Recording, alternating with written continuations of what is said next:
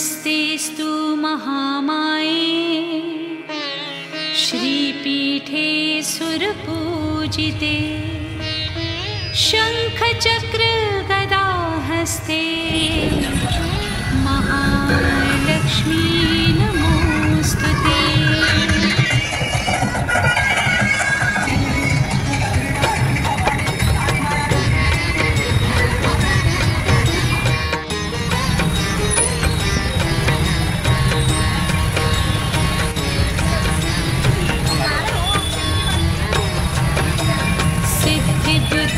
प्रदे देवी भुक्ति मुक्ति प्रदायिनी मंत्रमूर्ति सदानंदे महालक्ष्मी नमोस्तुते।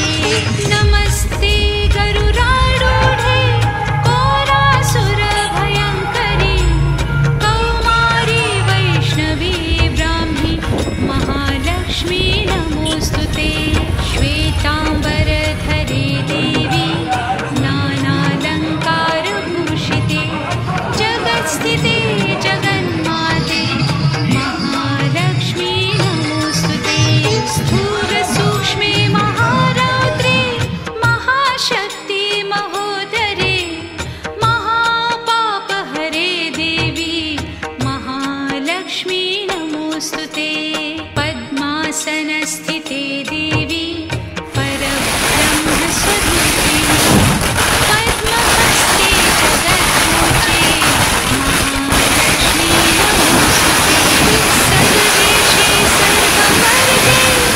सर्वदुःखविनाशिनी सर्वाभवहरे देवी महालक्ष्मी नमोस्तुते।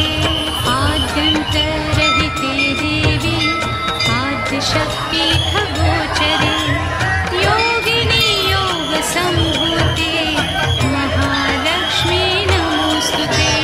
महालक्ष्म्याष्टकं पुण्यं यः पठेत् भुक्तिमुक्तिदम् दुःखदारिद्र्यनिर्मुक्तं सर्वान्तामानवाप्नुयात्।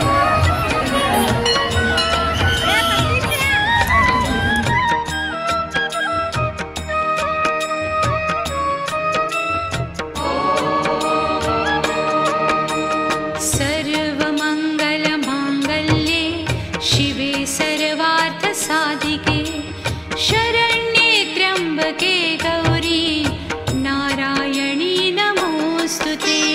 विद्यावन्तं यशस्वन्तं लक्ष्मीवन्तं जनं कुरु रूपं देहि जयं देहि यशो देहि